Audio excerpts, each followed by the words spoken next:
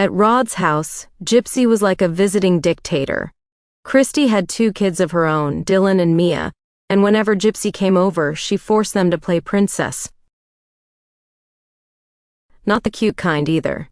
Gypsy's version of royalty meant Dylan and Mia were her personal servants, fetching her juice, brushing her hair, and bowing to her every demand.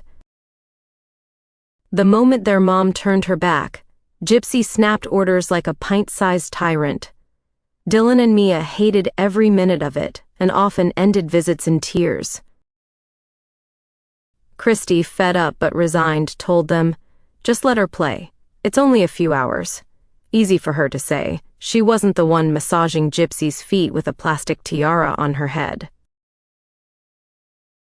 Back home, things got darker. Dee Dee walked in one day to find all the clothes stripped from Gypsy's Barbies. The girl had them posed in ways that made Dee Dee's stomach turn.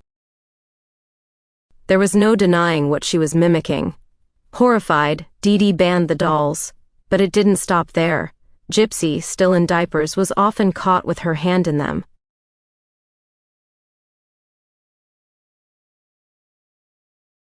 Dee Dee didn't know what to do. Her baby wasn't a baby anymore, but she acted like one and thought like something else entirely.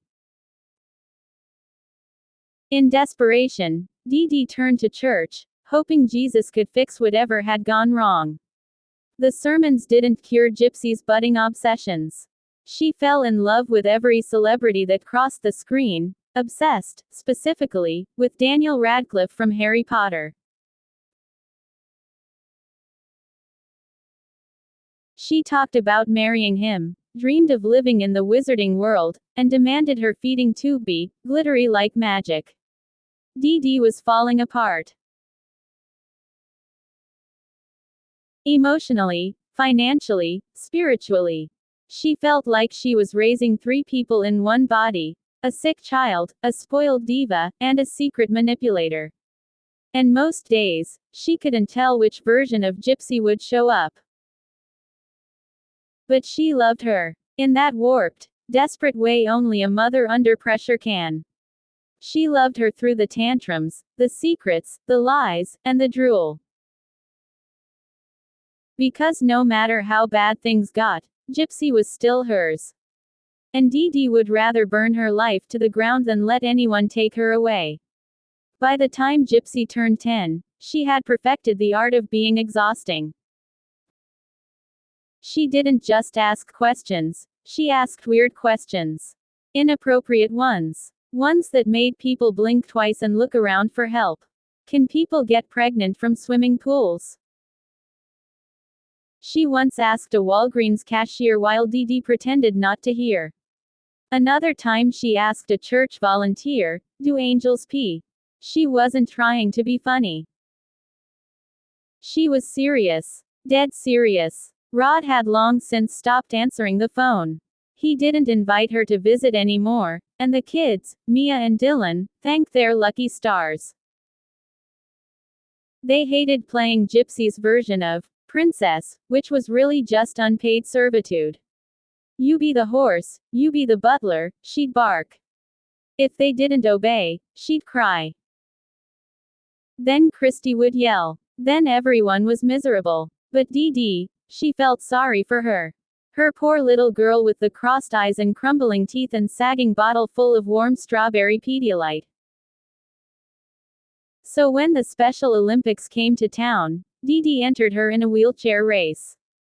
Gypsy beamed. She won. The crowd clapped. And somewhere in the back, a kid who actually couldn't walk looked like he might cry. Gypsy just rolled past him and said, "Ew, don't hug me." To another, she muttered, "Duh, of course I won." Stupid. Her baby teeth had rotted down into a soft white mush.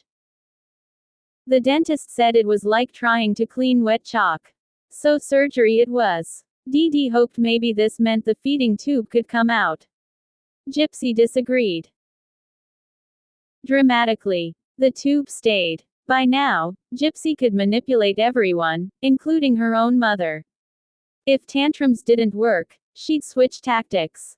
She'd copy the kids with delays she saw at the children's hospital, slurred speech, blank stares, strange noises. Dee Dee wasn't dumb, but she didn't always care to fight. Maybe she is a little slow, she muttered more than once. After all, she still wore diapers and demanded bottles. And then there was the shoplifting. Dee Dee had mastered it, but now Gypsy was in on it too. Wearing giant princess dresses, she'd stuff little things, lip balm, candy, a pack of glitter pens, into the folds of her tulle. And while Dee Dee grabbed what they needed, Gypsy would corner a clerk and ask, "Do cats go to heaven even if they pee on stuff?" For a while, things were stable. Dee Dee was even feeling okay. She had friends at the food handouts and the hospital. Gypsy wasn't in crisis. Maybe things were turning a corner. Then came Hurricane Katrina. It wasn't just a storm, it was a living nightmare. No electricity, no running water. The streets flooded with desperation and rage. Stores were looted, homes were raided, and the Superdome turned into a hellhole. People screamed, fought, bled. President Bush, smiling from some distant place, did nothing. Help was late. Too late. The weak suffered most. Dee Dee knew she couldn't stay. It was dangerous. And Gypsy, as always, was her ticket out. A friend mentioned that kids with cancer were being airlifted out and given hotel rooms. Dee Dee turned to Gypsy. "You think you can pull it off?" Gypsy's eyes lit up. "Yes, Mama. I can be real sick." She liked the game. The adrenaline. The lie. And just like that, they were flown to Missouri. Out of the chaos. Out of New Orleans. Safe again. For now to be continued.